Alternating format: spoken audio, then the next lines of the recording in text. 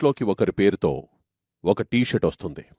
ఎవరైతే తమ టీషర్ట్ని end buzzer వరకు సేవ్ చేసి దానిని బొమ్మకి ధరింపజేస్తారో వారు మెగా చీఫ్ పోటీదారులవుతారు. విష్ణుప్రియ, మీ టీషర్ట్ రాబోతోంది. Hey!